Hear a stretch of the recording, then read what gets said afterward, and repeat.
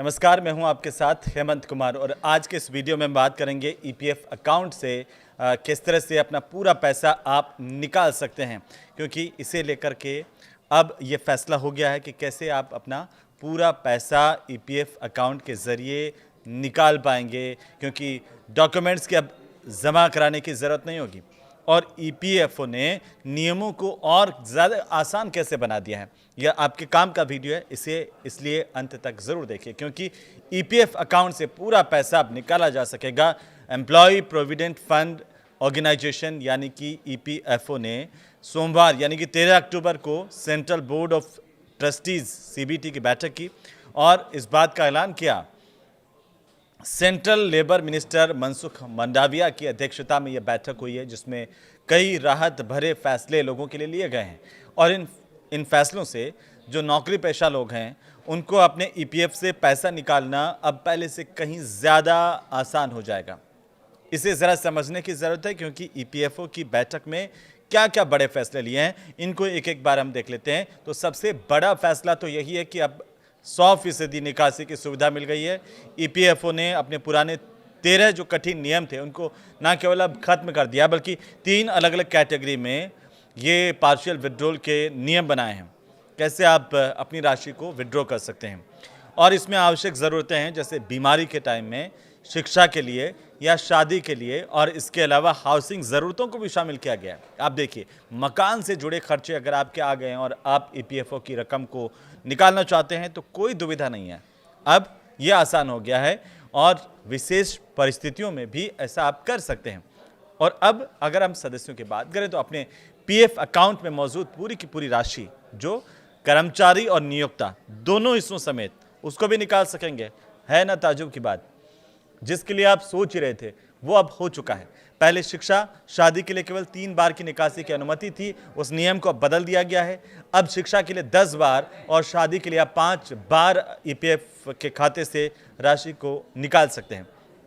इसके अलावा आप देखिए, मिनिमम सर्विस पीरियड यानी कि न्यूनतम सेवा अवधि को भी घटा करके 12 महीने तक कर दिया गया है, जो पहले अलग अलग ज़रूरतों के लिए अलग अलग थी। बिना कारण बताए निकासी पहले विशेष परिस्थितियों में ही होती थी, जैसे प्राकृतिक आपदा के वक्त में या बेरोजगारी की समस्या से जूझ रहे हो या फिर महामारी में, उसके लिए निकासी के लिए कारण बताना पड़ता था, जिसके चलते कई बार क्लेम आपका खारिज हो जाता था। अब इस झंझट से आपको मिल गया पूरा छुटकारा। सदस्यों को विशेष परिस्थितियों में बिना कोई कारण बताए निकासी की सुविधा मिलेगी, 100% निकासी। और अब आप देखिए, 25% मिनिमम बैलेंस जरूरी होगा, लेकिन क्योंकि ईपीएफओ ने यह भी सुनिश्चित किया है कि सदस्यों के खातों में हमेशा 25% की राशि यानी कि मिनिमम बैलेंस के तौर पर रहे। इससे सदस्यों को 8.25% की ब्याज दर और चक्रवृद्धि ब्याज यानी कि कंपाउंड इंटरेस्ट का फायदा मिलता रहेगा। इससे रिटायरमेंट के लिए अच्छा खासा फंड तैयार हो पाएगा। इसके अलावा ऑटो सेटलमेंट प्रोसेस आसान कर दिया गया है। नए नियम कहते हैं कि कोई दस्तावेज जमा कराने की आपको ज़रूरत नहीं होगी। निकासी की प्रोसेस को पूरी तरह ऑटोमेटिक करने की तैयारी की जा रही है, जिससे क्लेम्स का जो निपटारा वो बहुत तेज़ी के साथ होगा। साथ ही समय से पहले फाइनल सेटलमेंट की अवधि को 2 महीने से बढ़ा करके 12 महीने और पेंशन निकासी की अवधि को कर दिया गया 2 महीने से 36 महीने तक। इससे क्या होगा? इससे सदस्य अपनी ज़रूरतों के लिए पैसा निकाल पाएंगे, वो भी अपने रिटायरमेंट फंड का यूज़ किए बिना। ये भी देखिए, 5वां जो महत्वपूर्ण पॉइंट है वो है विश्वास योजना, यानी कि जुर्माने में राहत। ईपीएफओ ने पेंडिंग केसेस और जुर्माने को कम करने के लिए विश्वास योजना की शुरुआत की है। मई 2025 तक 2406 करोड़ रुपए के जुर्माने और 6000 से ज़्यादा मुकदमे पेंडिंग है। इस योजना के तहत अब देरी से पीएफ जमा कराने पर जुर्माने की दर को कम किया गया है, 1% प्रति माह किया गया है, और 2 महीने तक की देरी होने पर 0.25% और 4 महीने तक की अगर देरी होती है जमा करवाने में तो 0.50% का जुर्माना लगेगा। ये योजना 6 महीने तक चलेगी और ज़रूरत अगर पड़ी तो इसे 6 महीने और ज़्यादा बढ़ाया जा सकता है। अब आते हैं पेंशनर्स पर। पेंशनर्स के लिए डिजिटल सुविधा ईपीएफओ ने इंडिया पोस्ट पेमेंट बैंक यानी कि आईपीपीबी के साथ एक समझौता किया है और इसके तहत ईपीएस 95 पेंशनर्स घर बैठे डिजिटल लाइफ सर्टिफिकेट यानी कि डीएलसी अब जमा करवा सकेंगे। इसके लिए आपको चक्कर लगाने की जरूरत नहीं होगी और ये सुविधा मुफ्त होगी पूरी तरह से। ईपीएफओ इसका खर्च 50 रुपये प्रति सर्टिफिकेट वहन करेगा।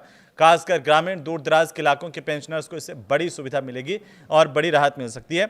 इसके अलावा डिजिटल रिवॉल्यूशन होने जा रहा है। ईपीएफओ ने अपनी सर्विसेज को और आधुनिक बनाने के लिए ईपीएफओ 3.0 डिजिटल ट्रांसफॉर्मेशन फ्रेमवर्क को मंजूरी दी है। इसमें क्लाउड बेस्ड टेक्नोलॉजी होगी, मोबाइल ऐप और ऑटोमेटिक क्लेम सेटलमेंट जैसी सुविधाएं शामिल की गई हैं। इससे 30 करोड़ से ज्यादा सदस्य जो हैं उनको तेज, पारदर्शी और आसानी से सेवा मिल पाएगी। फंड मैनेजमेंट में भी सुधार किया गया है। बोर्ड की तरफ से ईपीएफओ के डेट पोर्टफोलियो के लिए 4 फंड मैनेजर्स को 5 साल तक के लिए चुना गया है। यह कदम निवेश को सुरक्षित और विविध यानी कि डाइवर्स बनाकर के सदस्यों के पीएफ फंड पर बेहतर रिटर्न सुनिश्चित करने के लिए एक बड़ा कदम होगा। श्रम मंत्री की तरफ से इसकी शुरुआत की गई है। श्रम मंत्री मनसुख मंडाविया ने कई डिजिटल पहलों का उद्घाटन भी किया है जो ईपीएफओ की सेवाओं को और ज्यादा पारदर्शी, तेज और यूजर्स के लिए इसे सुविधाजनक बनाएंगे। ईपीएफओ के इन नए नियमों और योजनाओं से नौकरी पेशा जो लोग हैं उनको अपनी ज़रूरतों के लिए आसानी से पैसे निकालने की सुविधा मिलेगी। रिटायरमेंट के लिए बचत भी सुरक्षित रहेगी, तो आपकी टेंशन खत्म और साथ ही अगर कुछ भी परेशानी आ जाए जीवन में तो तुरंत ईपीएफओ की जो रकम है उसको विड्रॉ भी कर सकेंगे। झंझटों से मुक्ति और शांति। आपको वीडियो कैसा लगा हमें ज़रूर से बताइए और सब तक ये पहुँचे, सबको जानकारी हो जाए, सब जागरूक बने रहें। इसके लिए ज़रूरी है कि आप इसे ज़्यादा से ज़्यादा शेयर करें। नमस्कार।